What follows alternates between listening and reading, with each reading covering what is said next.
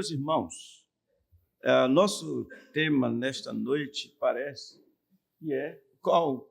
Vocês podem ler para mim, por favor?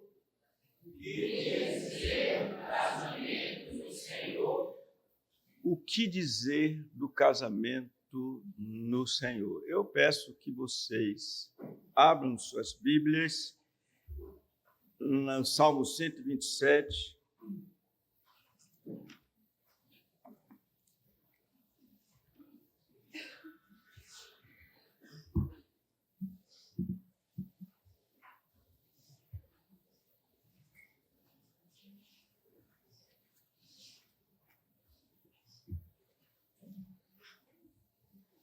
Eu vou ler esse salmo, depois faremos aqui algumas, vamos discorrer sobre ele. Se o Senhor não edificar a casa, em vão trabalham os que a edificam. Se o Senhor não guardar a cidade, em vão vigia a sentinela. Inútil vos será levantar de madrugada, repousar tarde, comer o pão que penosamente granjeastes. Aos seus amados ele o dá enquanto dorme. Herança do Senhor são os filhos, o fruto do ventre, seu galardão. Como flechas na mão do guerreiro, assim os filhos da mocidade. Feliz o homem que enche deles a sua aljava. Não será envergonhado quando pleitear com os inimigos à porta. Pai Celeste, pedimos que o Senhor nos assista, mediante o Teu Espírito Santo, trazendo quietude aos nossos corações e dando-nos a graça do entendimento. Fala conosco, perdoa os nossos pecados. Nós oramos em nome de nosso Senhor Jesus. Amém. Este salmo, sobretudo, ele abrange e retrata a sociedade como um todo. No entanto, de uma forma muito especial, podemos aplicá-lo à família, porque é essa ideia que ele nos traz. E aí vem uma pergunta que nós já temos ouvido aqui, inclusive vocês vão ver que o pastor Enedson Lima veio aqui, deu o recado dele e simplesmente usou meu texto. Fazer o quê? Já aconteceu de tudo comigo, inclusive isso, tomaram meu texto. O que é a família? A família é como uma casa que necessita ser construída, uma casa que precisa ser construída sobre um alicerce, e isso de modo firmemente sólido.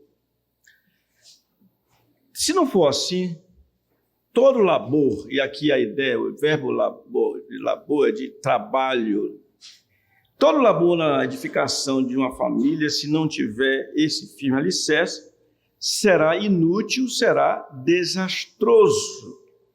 No entanto, o homem sábio, como já tivemos a oportunidade de ouvir, ele edificará a sua casa de forma prudente. Há duas menções disso nos evangelhos, Mateus fala isso, e de forma mais técnica e definida fala Lucas, quando chama o homem sensato, aquele que edificou a sua casa sobre a rocha, e vieram os ventos, as tempestades, as chuvas, os rios transbordaram e deram com ímpeto sobre aquela casa, e ela não caiu porque fora edificada sobre a rocha. O contrário, desastre completo. O que me chama a atenção nesse texto que eu acabo de dizer para vocês é interessante, irmãos. As duas casas exposta pelo Senhor Jesus, tanto em Mateus como em Lucas, não parece, do ponto de vista exterior, que há diferenças entre elas. A diferença, na verdade, só vai ser vista quando o vendaval, quando as intempéries chegarem e abaterem a uma e a outra. A casa que foi construída sobre areia, ela sofrerá grande destruição. Mas a casa que for construída sobre a rocha, essa casa se permanecerá firme, sem dúvida alguma. Então, o que nos ensina esse Salmo 127? O que podemos extrair deles acerca da família? E será que teremos a nossa resposta à pergunta: o que dizer do casamento no Senhor? Eu quero trazer para vocês 4 proposições ou deduções a partir deste salmo. Vou citá-las e depois nós vamos discorrer sobre cada uma delas. Primeiro aqui vamos ver, no Senhor o labor pela família prosperará. A segunda coisa que veremos é que no Senhor a família terá plena segurança. Em terceiro lugar, veremos que o Senhor, estando fora, evidentemente, todo labor será vão.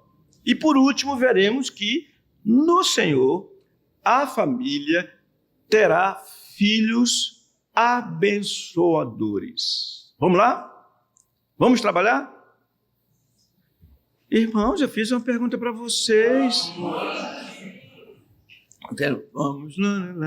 Vamos aqui lá. Em primeiro lugar, no Senhor, o que está aí atrás? O labor pela família prosperará. Se o Senhor não edificar a casa, em vão trabalhos que edificam. Poderíamos dizer assim: olha, o Senhor edificando a casa, certamente essa casa será construída, concluída e será, conforme acabamos de dizer, bem alicerçada.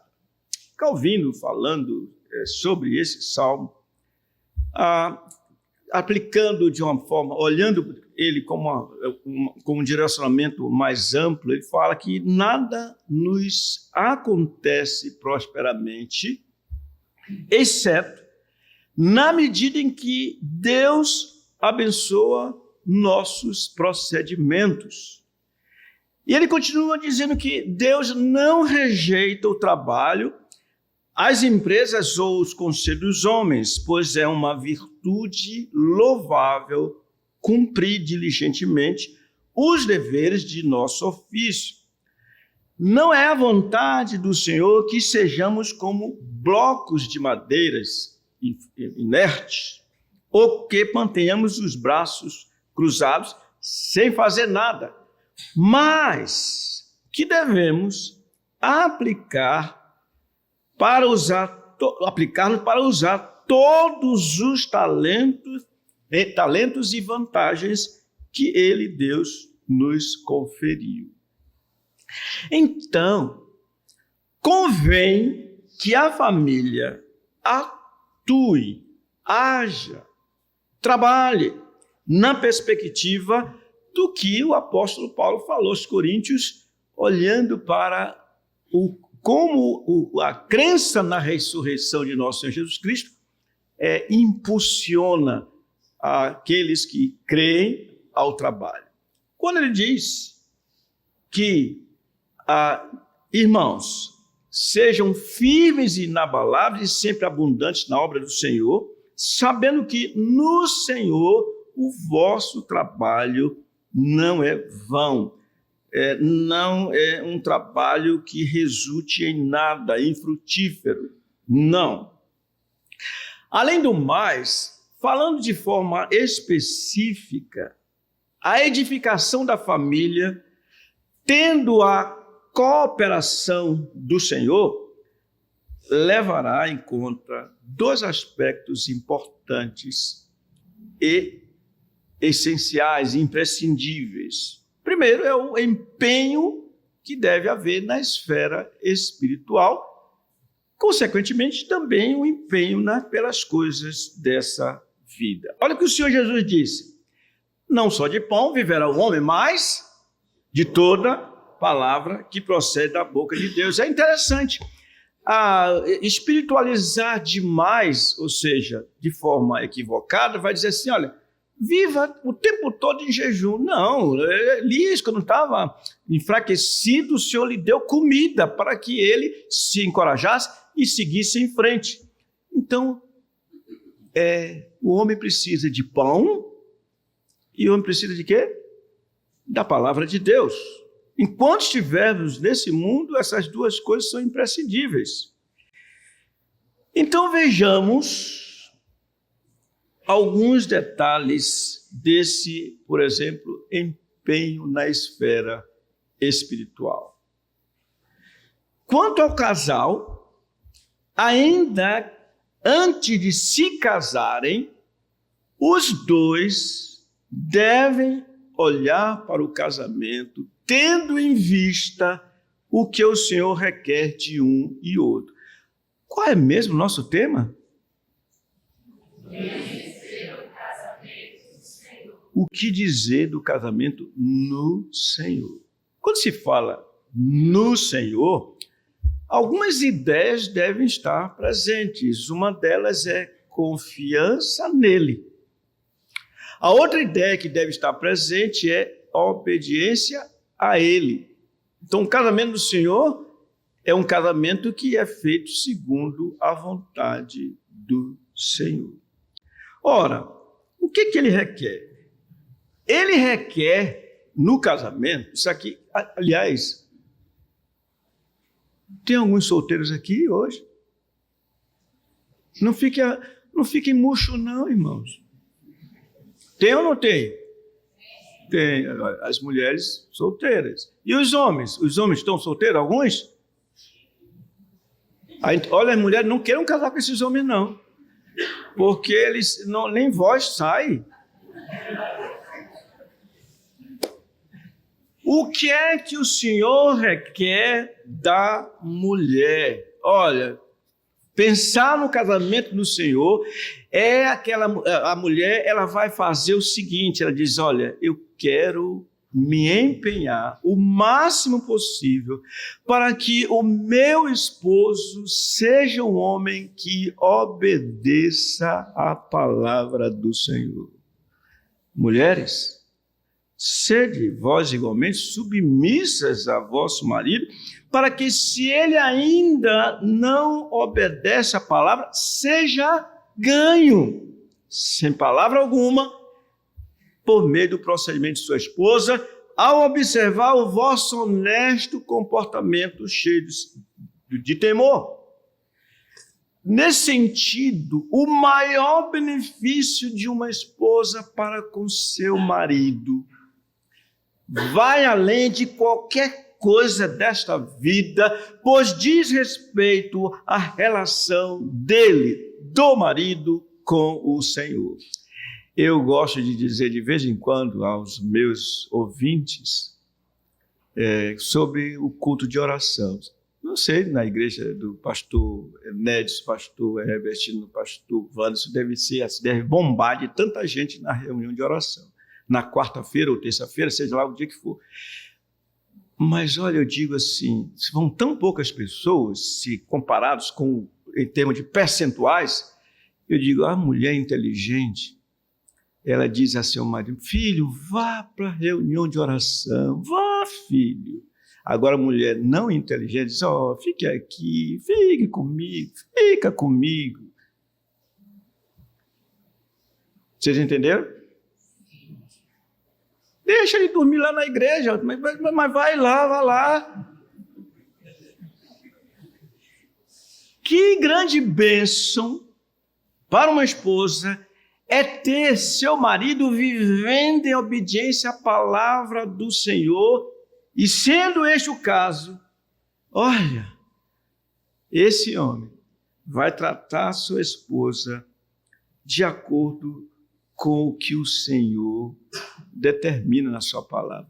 Irmãs, preste atenção. Olha o que o Senhor fala por intermédio do apóstolo Pedro. E olha só, irmãs, ouça, irmãos, irmãs, por favor, ele diz assim: maridos, amai a vossa mulher, Pedro, apóstolo Paulo, como também Cristo amou a sua igreja e a si mesmo se entregou por ela, para que a santificasse, tendo-a purificado por meio da lavagem de água pela palavra. Olha como o Senhor Jesus era inteligente. Ganhou a igreja para apresentar a si mesmo igreja gloriosa, sem mácula, sem ruga, nem coisa semelhante, porém santa e sem defeito. Assim também os maridos devem amar sua mulher como ao próprio corpo. Irmãs, vocês, estou falando com as solteiras, vocês querem casar no Senhor? Então, busquem homens que temam o Senhor e que se sintam humilhados quando eles pensam que eles nunca vão atingir o nível que o Senhor apresentou quando amou a sua igreja. A si mesmo se entregou por elas, pela igreja. Olha a inteligência, para apresentar a si mesmo. Igreja gloriosa, sem mácula, sem ruga, porém santa e sem defeito. De modo semelhante, falando do empenho na esfera espiritual, o Senhor requer que o homem tenha em mente ser bênção para a sua esposa. Se eu solteiro, cadê o solteiro? Quer casar? Então ouça aqui. O homem tem que ter em mente ser bênção para a sua futura esposa. Olha o que agora é Pedro mesmo, diz assim: maridos, vós igualmente vivei a vida comum do lar com discernimento, tendo consideração para com a vossa mulher como frágil, como parte mais frágil. Tratai-a com dignidade, porque sois juntamente herdeiros da mesma graça divina. Para quê? Olha o propósito. Não se interrompam as vossas orações. Quero dizer, meus irmãos e irmãs, falo com temor. Um casal que não ore todos os dias está em dívida. Ou ele não conseguiu dirigir, guiar no temor do Senhor a sua casa, ou ela realmente é uma peste. Não riam não, porque isso é sério demais. Ou seja, o marido deve se esforçar ao máximo para que seu lar tenha a melhor atmosfera espiritual possível. E essa atmosfera espiritual está nas palavras de Pedro, quando diz: para que não se interrompam as vossas orações. É ou não é um maravilhoso um lar como esse?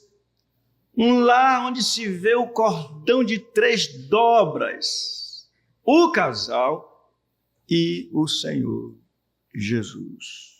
Então cabe ao marido atentar para as coisas descritas agora há pouco, as quais fazem parte da sua responsabilidade. Isso eu estou falando do ponto de vista de 1 Pedro, capítulo 3, versículo 7. Vida focada na família, ou seja, viver a vida como um do lar com discernimento. Trato amoroso para com a sua esposa, ou seja, consideração. Ela é a sua esposa tem que ser tida por você como sua princesinha.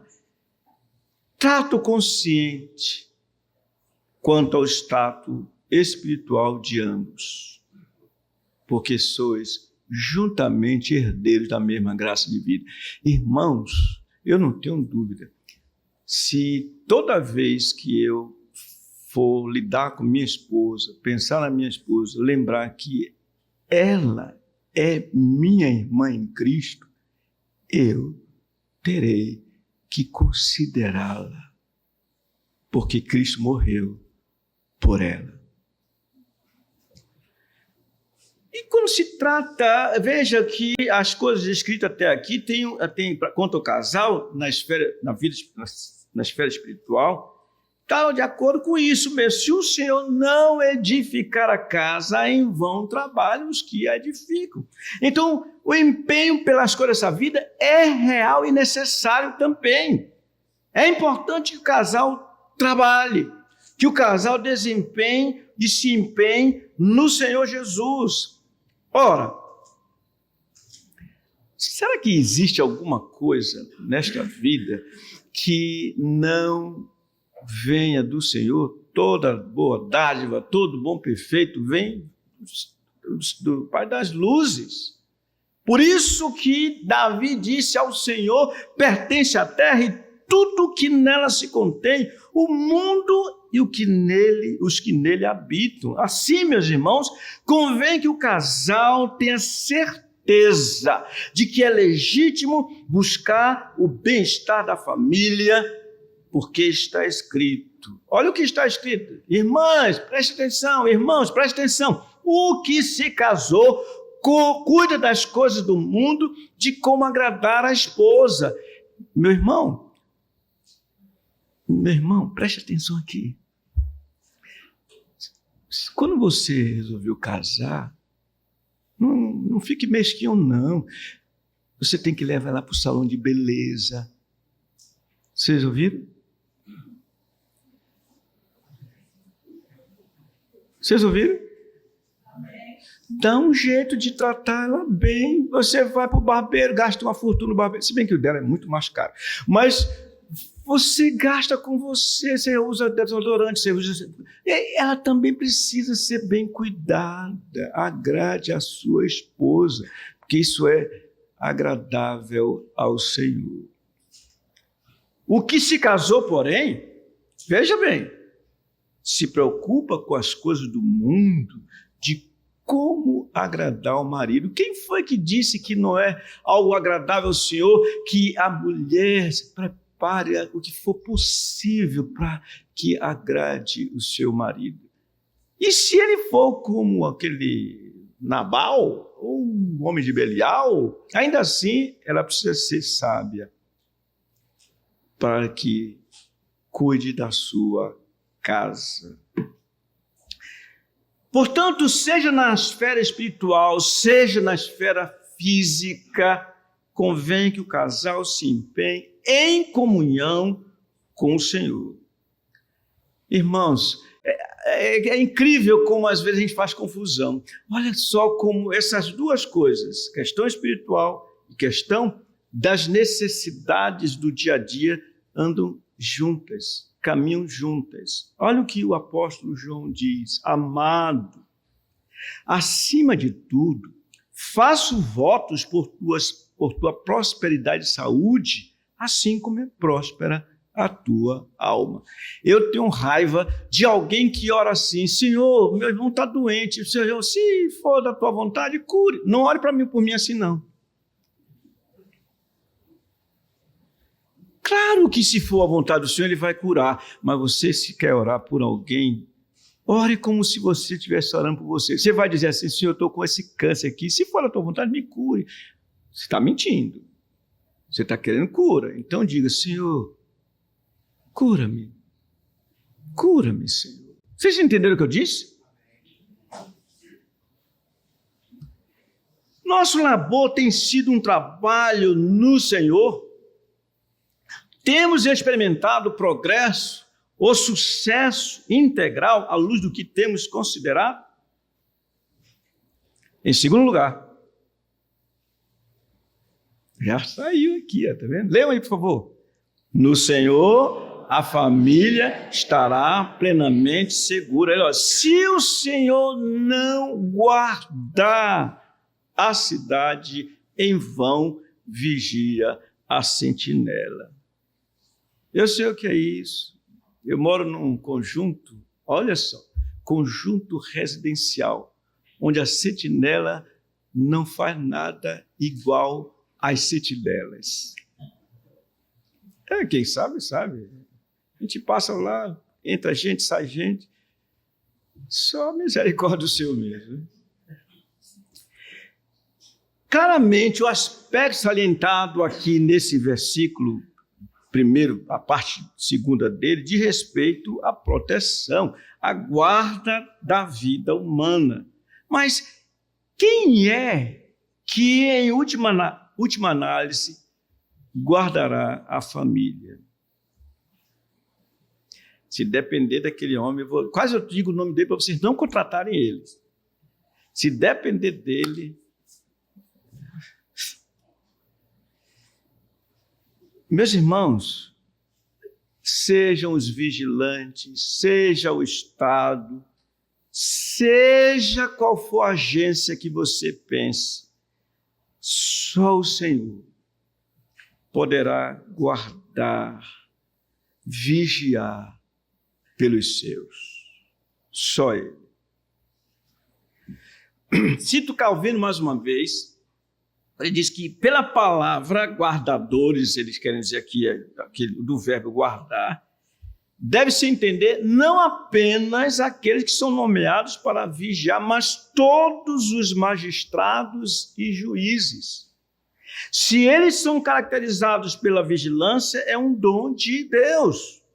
Há, entretanto, necessidade de outra vigilância. Qual é? A de Deus. Pois a menos que ele vigie do céu, nenhuma perspicácia dos homens será suficiente para proteger contra os perigos. Isso é muito importante. Pensar, crer, confiar que só o Senhor pode guardar a cidade. Quanto à guarda da família propriamente dita, meus irmãos, sempre haverá a necessidade da guarda divina. A família cristã confia, portanto, no que está escrito. Eleva os olhos para os montes, né? De onde me virá o socorro? Vocês sabem esse salmo, sabe? O meu socorro vem do Senhor que fez o céu e a terra. Olha só, ele está acima dos montes, ele não permitirá que os teus pés vacilem, não dormitará aquele que te guarda. É certo que não dormita, nem dorme o guarda de Israel. O Senhor é quem te guarda, o Senhor é a tua sombra, a tua direita. De dia não te molestará o sol, nem de noite a lua. O Senhor te guardará de todo mal. Guardará a tua alma, o Senhor guardará a tua saída e a tua entrada desde agora e para sempre. Aí alguém vai dizer assim, espera aí. Ele vai guardar de todo mal mesmo, né? Eu não vou ficar doente? E se eu ficar doente, então ele não me guardou de todo mal? E se eu morrer? Problema seu. Ou seja, mas quando diz que ele guardará de todo mal, irmãos, é naquela perspectiva de que todas as coisas cooperam para o bem daqueles que amam a Deus, daqueles que são chamados segundo o seu propósito. E ele, quando chama alguém, é porque na eternidade já amou essa pessoa. Então ele vai cumprir o seu propósito, vai fazer com que essa pessoa seja parecida com seus filhos, com seu filho Jesus Cristo, de modo que aquele que ele predestina, ele justifica, aquele que ele justifica, ele santifica, aquele que ele santifica, ele glorifica, e tudo isso para a glória do seu nome. Cremos nisso? Por isso também está escrito, seja a vossa vida sem avareza, contentai-vos com as coisas que tendes, porque ele tem dito de maneira alguma, olha a redundância, te deixarei, nunca, jamais te abandonarei. Que bênção é ser guardado pelo grande pastor das ovelhas, a saber, nosso Senhor Jesus Cristo, ele que disse, já não estou no mundo, mas, orando ao Pai, mas eles continuam no mundo, ao passo que eu vou para junto de ti, Pai Santo, guarda-os em teu nome que me deste, para que eles sejam um assim como nós, e diz, quando eu estava com eles, guardavam no teu nome que me deste, e protegi-os, e nenhum deles se perdeu, exceto o que deveria se perder, o filho da perdição, para se cumprir a Escritura. E ele diz assim, mas agora vou para junto de ti, e isso falo do mundo, para que eles tenham meu gozo completo em si mesmos. Em si mesmo. Irmãos, esse salmo, ele nos diz algo tão especial. Se o Senhor não edificar a casa, em vão trabalham os que edificam. Se o Senhor não guardar a cidade, em vão vigiam as sentinelas. Mas ele continua, indo adiante. E aí chegamos ao nosso terceiro ponto. Qual é?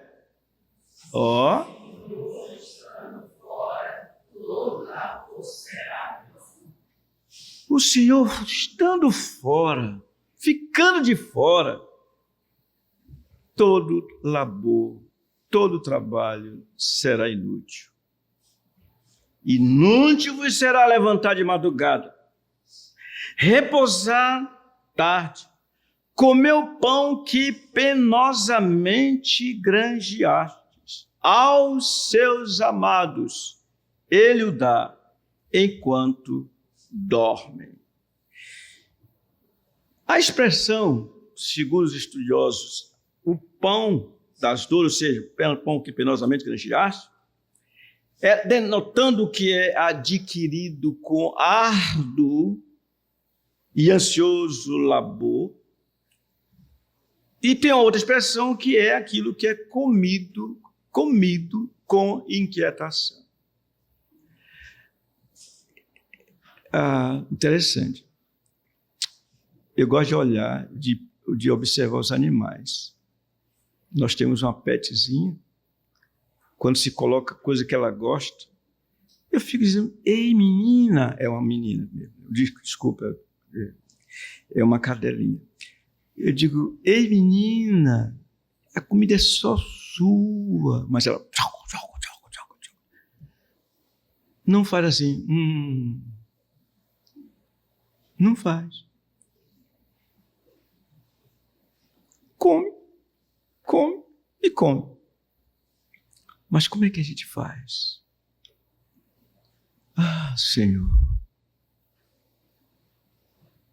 que prazer nesse açaí.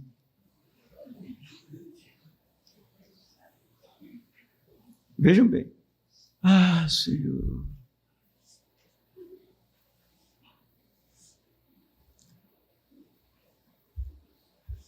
Trabalhar sem prazer, usufruir do fruto do trabalho sem prazer, não passa de mero animal.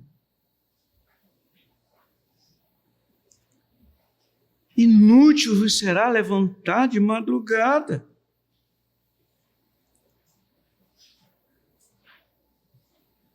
Mas, ele então traz uma palavra, a palavra dormir, que não deve ser entendido como implicando preguiça, mas um trabalho suave, ao qual os verdadeiros crentes se sujeitam pela obediência da fé. Suas mãos não estão ociosas, mas suas mentes repousam na quietude da fé, como se estivessem dormindo. Você lembra o que diz o Salmo 16? Até durante a noite me ensina o meu coração. Por quê? Por causa do Senhor. Os crentes, eles podem dizer, em paz me deito e logo pego no sono, porque, Senhor, só Tu me fazes repousar seguro. Aí eu vou dizer para você, eu tenho dificuldade com isso, porque eu durmo rápido, mas também acordo a qualquer hora. Mas eu entendo por que eu acordo a qualquer hora. O pastor trouxe aqui hoje uma ilustração que eu não vou dizer qual é, para não dizer que eu estou querendo me aparecer, por favor. Mas, irmãos, o Senhor estando fora, não há usufruto das bênçãos que vêm dos céus. O homem com honraria, mas sem entendimento, é antes como animal que perece, diz o Salmo 49. Que bênção é poder curtir aquilo que o Senhor nos concede, porque tudo nele. Que bênção é curtir os filhos, que bênção é curtir os netos, que bênção é curtir os irmãos. Por último, pastor, cadê o pastor? 5 minutos, pastor. Espero não apagar aqui para eu não ficar sabendo o que acontece, né? O que é que diz o quarto ponto? O que é? No Senhor? A família terá filhos abençoadores. É interessante esse salmo. Herança do Senhor são os filhos. O fruto do ventre, seu galardão. Como flechas na mão do guerreiro, assim os filhos da mocidade. Feliz o homem que enche deles a sua aljava. Não será envergonhado quando pleitear com os inimigos à porta. Os filhos são os melhores presentes que Deus dá ao casal.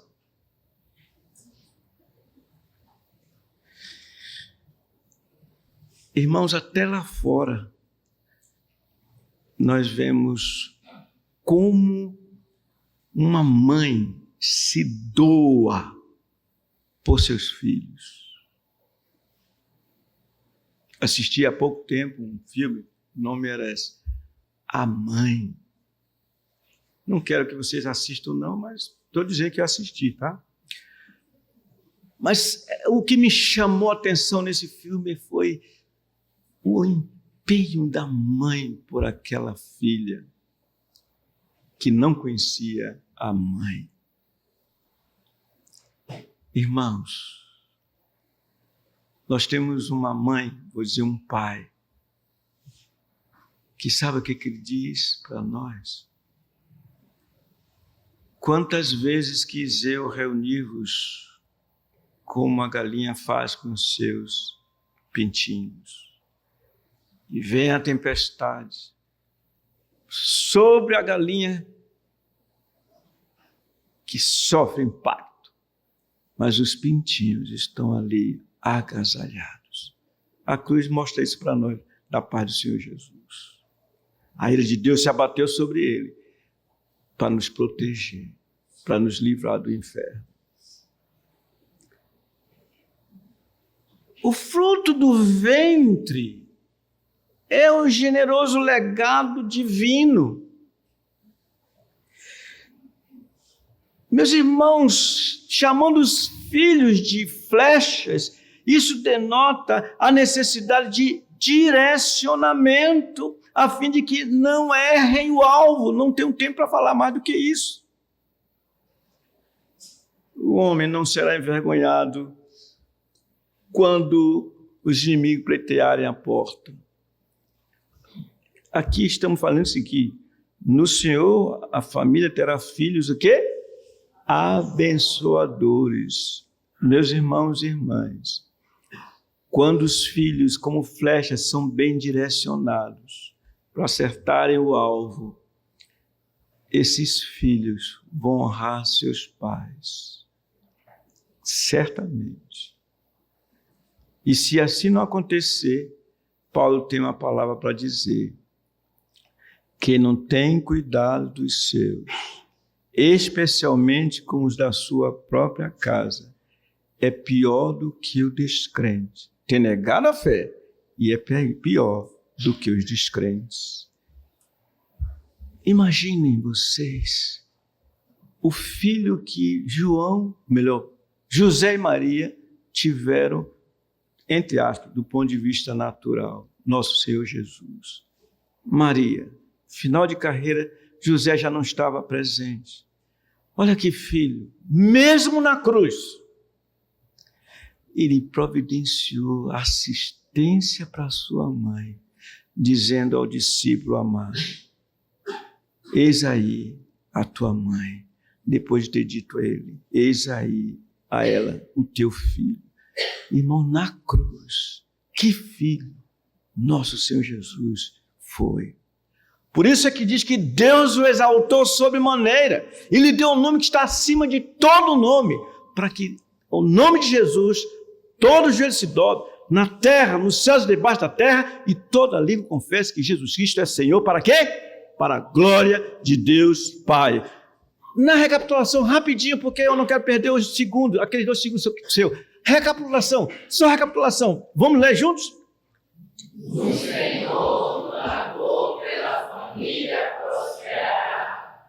O Senhor a família terá plena segurança. O Senhor